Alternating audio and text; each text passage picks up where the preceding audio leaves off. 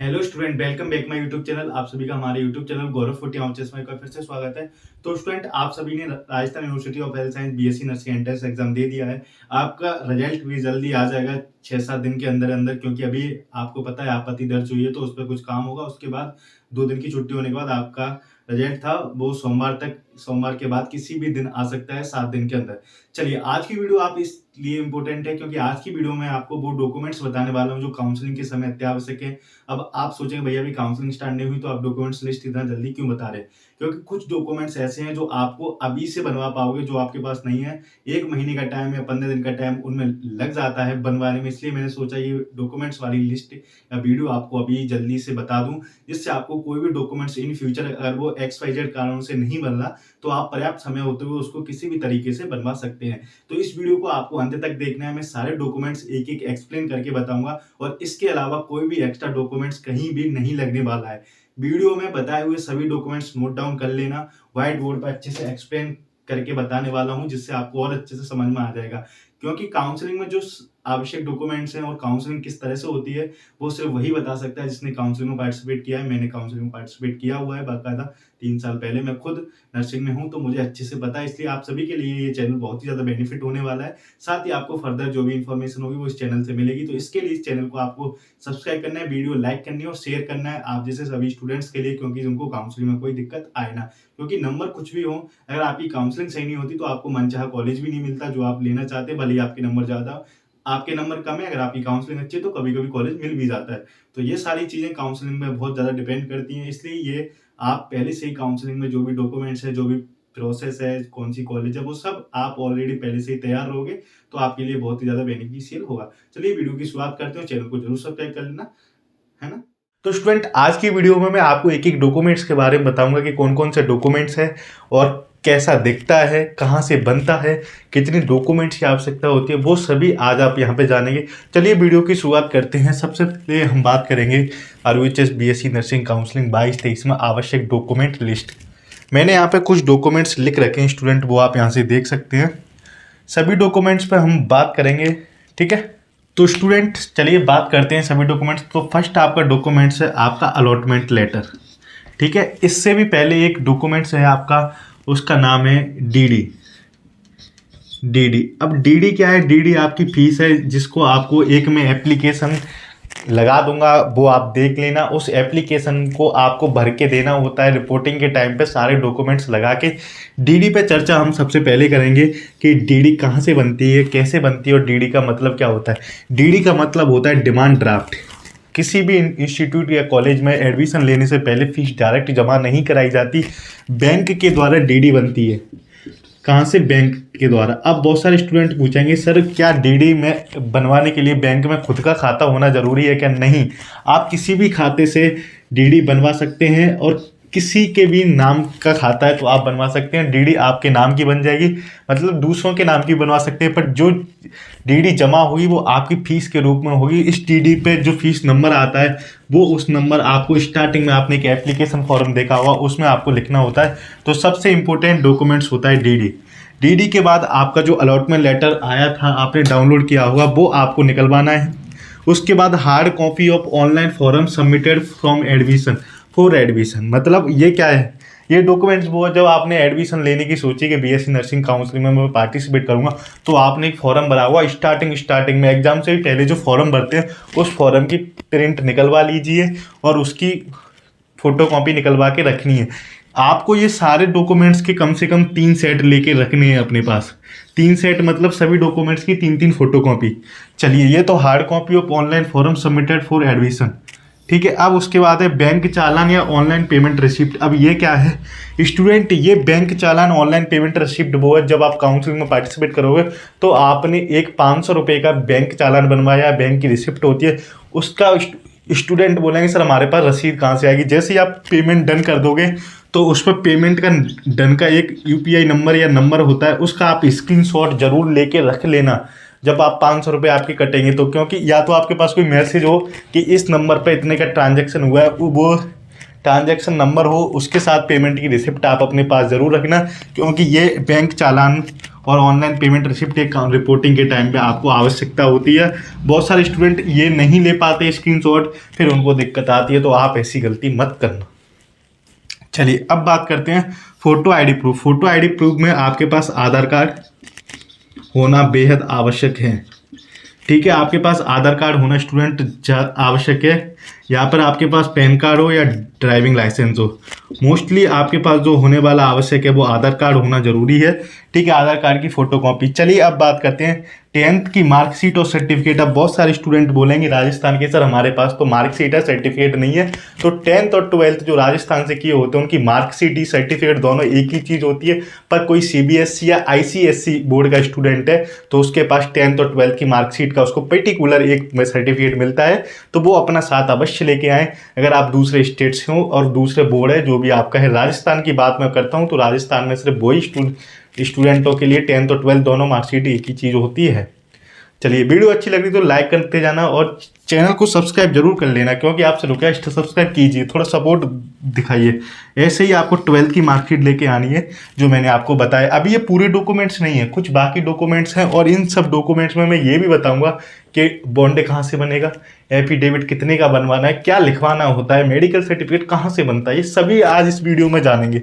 अभी हम 6 डॉक्यूमेंट्स कर चुके हैं, वैसे 7 डॉक्यूमेंट है। DD के बारे में भी चर्चा कर ली। चरित्र प्रमाण पत्र, करेक्टर सर्टिफिकेट। करेक्टर सर्टिफिकेट आपको 12th पास आउट करने के बाद जरूर मिलता है, तो कृपया करके अपने स्कूल से इसको जरूर साथ में लेके आएँ, करेक्टर सर्टिफिकेट को। ठीक है, कास्ट सर्टिफिकेट की मैं ऑलरेडी चर्चा कर चुका हूँ, ये आपका 1 साल से ज़्यादा पुराना नहीं होना चाहिए। ठीक है, मूल निवास एक ही बार बनता है, मैंने एक वीडियो में बताया भी था, जिनके पास नहीं है तो वो बनवा लेना, कंप्यूटराइज्ड बनेगा साइन वाला। जाति प्रमाण पत्र और मूल निवास, इसमें इन दोनों डॉक्यूमेंट्स में कोई भी गलती नहीं होना चाहिए। ये दोनों ही डॉक्यूमेंट्स बहुत ही इंपॉर्टेंट हैं, क्योंकि इनको ही ज़्यादा चेक किया जाता है कि जो स्टूडेंट या जिसने एग्ज़ाम दिया है वो कहाँ से है और किस तरीके से है।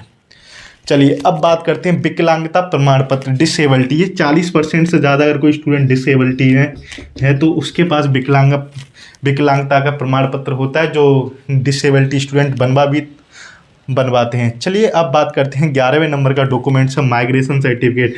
माइग्रेशन सर्टिफिकेट जैसे ही आप 12th के बोर्ड के एग्जाम दे देते हो स्टूडेंट, तब आपको किसी भी अन्य स्टेट में पढ़ने के लिए एक सर्टिफिकेट की आवश्यकता होती है, उसको माइग्रेशन सर्टिफिकेट बोलते हैं। जो 10th 12th में जो 12th वाले स्टूडेंट होते हैं उनको ये माइग्रेशन सर्टिफिकेट एग्जाम देने के बाद बोर्ड की मार्कशीट आने के बाद जरूर साथ में मिलता है। तो अभी तो ये 11 डॉक्यूमेंट्स हुए हैं, इनके बावजूद जो डॉक्यूमेंट्स बचते हैं मैं उनको नेक्स्ट में बताने वाला हूँ। चलिए उन डॉक्यूमेंट्स के बारे में जानते हैं, फिर हम जानेंगे कि कौन सा डॉक्यूमेंट्स कहाँ से किस तरीके से बनवाना है। तो स्टूडेंट जो नेक्स्ट डॉक्यूमेंट आवश्यक है उनके बारे में बात करते हैं। अभी तक आपने 11 डॉक्यूमेंट्स देख लिए, टोटल 18 डॉक्यूमेंट्स लगने वाले हैं। सबसे पहले करते हैं 12वें नंबर पर आपका एडमिट कार्ड। अब बहुत सारे स्टूडेंट बोलेंगे सर एडमिट कार्ड कहाँ से लाएंगे। आपने जब एग्ज़ाम दिया था एंट्रेंस एग्ज़ाम, तो आपका जो एडमिट कार्ड जारी हुआ था वो एडमिट कार्ड आपको लेके आना है। एंट्रेंस में जो आपने एडमिट कार्ड लगाया था वो ज़रूर लेके आना है। ठीक है, चलिए अब बात करते हैं बॉन्ड। अब ये बॉन्ड क्या सिस्टम है, देखो ये बॉन्ड आपका 500 रुपये का बनता है, ओनली 500 का बॉन्ड बनता है। पर इसमें जो खर्चा आता है वो आपका 750 से 800 रुपये आ जाता है, क्योंकि 200 से 250 रुपये वो कंप्यूटर वाला बनाने वाला ले लेता है। जो सारे डॉक्यूमेंट्स आप ये बनवाओगे ना, बॉन्ड्स और एफिडेविट्स, ये आपके तकरीबन 1200, 1250 या 1300 रुपये में बन जाएंगे। जब मैंने 2-3 साल पहले बनवाए थे तब 1250 बने थे, अब मैक्सिमम 1500 में बन जाएंगे। ठीक है, इस बॉन्ड में क्या लिखा होता है, इसको कहाँ से बनवा सकते हैं, इसको आप स्टूडेंट मैं आपको बताऊंगा कहाँ से बनवा सकते हैं बॉन्ड और एफिडेविट को। अभी सिर्फ आप ये जानिए, जैसे ये डॉक्यूमेंट्स की लिस्ट कंप्लीट हो जाएगी मैं बताऊंगा, इनको मैं छोड़ दूंगा। एफिडेविट्स आपके 50 रुपये के बनेंगे स्टाम्प पे। ठीक है, 50 रुपये के बनते हैं ये दोनों, ये 500 का, ये 50 का। अब इसमें 3 एफिडेविट्स बनते हैं। एक तो सेल्फ कॉलेज डिक्लेरेशन, ये कैसा दिखता है, इसमें क्या लिखा रहता है, वो आप हमारे टेलीग्राम चैनल गौरव फुटिया रोहिचर से सारे डॉक्यूमेंट्स डाउनलोड कर सकते हो। अभी तक टेलीग्राम चैनल ज्वाइन नहीं किया तो जल्दी से ज्वाइन कर लीजिए। इसमें लिखा रहता है कि आप कॉलेज में प्रेजेंट रहोगे, 7 दिन से ज़्यादा छुट्टी वगैरह नहीं लोगे, कोई भी आप उत्पाद नहीं मचाओगे। ये सेल्फ डिक्लेरेशन होता है जिस पर खुद को साइन करते हैं। एक एंटी रैगिंग का भी 50 रुपये का बनता है। अगर कोई रैगिंग लेता है तो। ठीक है, इस सभी कॉलेजों में एंटी रैगिंग का बनता है और इस एंटी रैगिंग कमेटी का मैं एक हिस्सा भी हूँ अपने आरयूएचएस कॉलेज में, उसका मेंबर भी हूँ। ठीक है, ये थोड़ा बता दें। अब दूसरा होता है पेरेंट डिक्लेरेशन, इसमें पेरेंट्स का भी एक बनता है। ठीक है, तो इस तरह से आपके 50-50 के 3 ये हो गए, 500 रुपये का एक हो गए। अब ये गैप सर्टिफिकेट पे बहुत सारे लोग यूट्यूबर वीडियो बनाते रहते हैं। ठीक है, गैप सर्टिफिकेट पर बच्चों को गुमराह किया जाता है, स्टूडेंट को, कि गैप सर्टिफिकेट इतना बड़ा डॉक्यूमेंट्स और ये यहाँ से बनेगा, फलाना बनेगा, किसको बनवाना होगा। चलो आज इस गैप सर्टिफिकेट की समस्या खत्म ही कर देते हैं कि आखिर ये गैप सर्टिफिकेट कहाँ से, किस तरीके से बनेगा। मैं वीडियो में बता रहा हूँ, ध्यान से सुनना। गैप सर्टिफिकेट यदि आपने 12th के बाद डायरेक्ट कॉलेज में एडमिशन लिया है, इस लाइन का मतलब है आपने 12th का एग्जाम नेक्स्ट ईयर दिया और सीधे आप 12th के बाद बीएससी नर्सिंग का फर्स्ट ईयर, बीएससी नर्सिंग का एंट्रेंस एग्जाम देते हो या फार्मेसी का देते हो या पैरामेडिकल का देते हो, तो आपको गैप सर्टिफिकेट बिल्कुल बनवाने की जरूरत नहीं है। सीधा स्पष्ट लिख दिया मैंने 22-23 सेशन के में 12th पास करने वालों को नहीं। मतलब करेंट 12th पास करके आप एंट्रेंस एग्जाम देते हो तब आपको ये बिल्कुल नहीं बनवाना है। अगर आपने एग्जाम दिए हुए आपको 1 या 2 साल हो गई, ठीक है, अगर आपको 2 साल हो गई तो 2 साल के गैप का सर्टिफिकेट बनवाना होता है। इसमें आपको बताना पड़ता है कि आप क्या कर रहे थे। ठीक है, एडमिशन ना लेकर कोचिंग कर रहे हो या अन्य कोई संस्थान या कॉलेज में पार्टिसिपेट कर दिया है, तब आपको ये बनवाना होता है। अगर आपने 2 साल हो गई तो 2 साल का, 3 साल हो गई, 12th पास की हो, जितने साल बाद आप एडमिशन लेते हो वो तो पता ही चल जाता है कि चलो मैंने 1 साल तैयारी की तो मुझे 1 साल का गैप सर्टिफिकेट बनवाना होता है। तो इस तरह से ये गैप सर्टिफिकेट बनता है। 12th पास करके डायरेक्ट वाले स्टूडेंटों को बिल्कुल नहीं बनवाना होता। गैप सर्टिफिकेट भी आपका 50-60 रुपये का बनता है, वो आपको मैं बता दूंगा। तो इस गैप सर्टिफिकेट का फॉर्मेट भी आप हमारे टेलीग्राम चैनल से डाउनलोड कर सकते हो। ये सारे डॉक्यूमेंट्स कहाँ से बनते हैं इसके बारे में भी बताऊंगा मैं। ये आप जान लीजिए कि गैप सर्टिफिकेट किसको बनवाना आवश्यक है, किसको नहीं। ये लाइन एक बार दोबारा और पढ़िए। यदि 12th के बाद डायरेक्ट कॉलेज में एडमिशन ना लेकर कोचिंग अन्य संस्थान पर पार्टिसिपेट किया है तब जरूरी होता है, बाकी ये बिल्कुल जरूरी नहीं होता। उसके बाद इंपॉर्टेंट टॉपिक आता है transfer certificate, TC.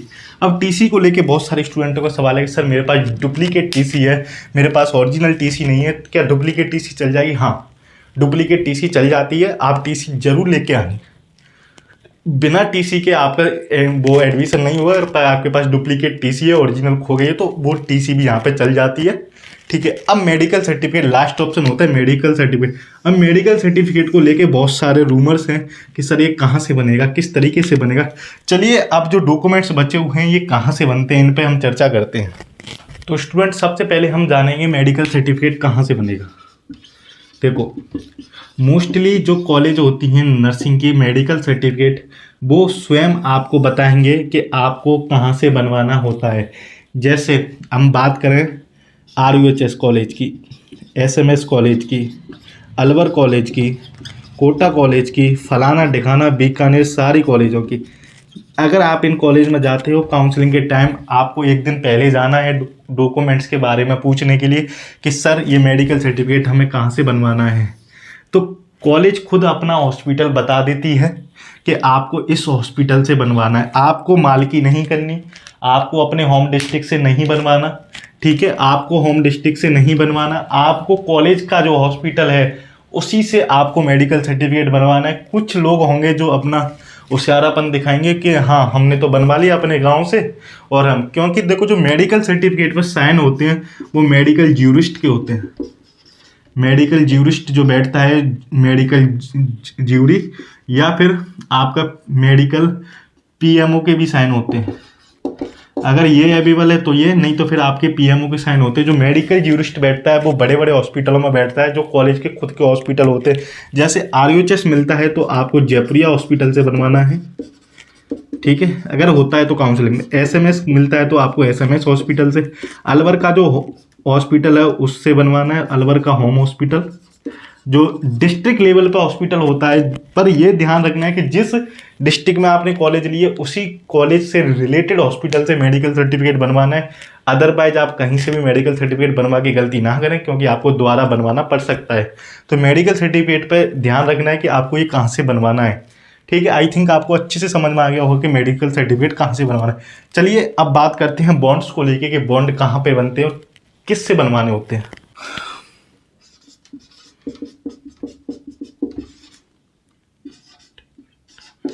3 affidavit plus bond और आपका कैप सर्टिफिकेट, ये तीनों ही डॉक्यूमेंट्स आपको ई मित्र के द्वारा, अब ई मित्र कौन सा वाला, जो नोटरी से रजिस्टर्ड होते हैं, नोटरी या जिनके पास स्टाम्प है, ठीक है, ई मित्र जिनके पास नोटरी या स्टाम्प है। दूसरा पॉइंट है आप डायरेक्ट ही किसी भी एडवोकेट से या आप किसी भी कोर्ट से बनवा सकते हो। मोस्टली आपको परेशान होने की ज़रूरत नहीं है, आजकल ई मित्र वालों पर नोटरी और स्टाम्प पेपर मिलता है, वो आराम से आपके सर्टिफिकेट बना देते हैं। नहीं तो आप किसी भी एडवोकेट या कोर्ट से, जो आपके डिस्ट्रिक्ट में कोर्ट्स होते हैं, वहाँ पे जाके आप किसी से भी एडवोकेट से बनवा सकते हो। 3 एफिडेविट और बॉन्ड, ये मोस्टली आप अगर जितना ध्यान रखोगे, आप ई मित्र या कंप्यूटर वाले से संपर्क करें, क्योंकि वो लोग अच्छा से बना देते हैं इसको। क्योंकि ये एडवोकेट और कोर्ट से बनता है, वो हाथ से लिखा हुआ होता है, टाइपिंग किया हुआ होता है, वो भी चल जाता है। और अगर आप कंप्यूटर से निकलवाते हो नोटरी या स्टाम्प पेपर 3 एफिडेविट बॉन्ड वाला, तो आप इन 3 जगहों से बनवा सकते हो। आपको मैंने ओवरऑल खर्चा बता दिया, 1500-1600 के करीब डॉक्यूमेंट्स का खर्चा आएगा, और 500 रुपये आपकी जो फीस लगेगी वो आपकी काउंसलिंग की चालान कटेगा, वो होगा। आपको सारी वीडियो में अच्छे से डाउट क्लियर हो गए होंगे। फिर भी अगर कोई डाउट रहता है तो प्लीज़ कमेंट बॉक्स में अपना डाउट जरूर लिखें। Thanks for watching this video, please do like and subscribe, और अधिक से अधिक शेयर करना, चैनल जरूर सब्सक्राइब करके जाना। Thanks for watching this video, please do like and subscribe this channel.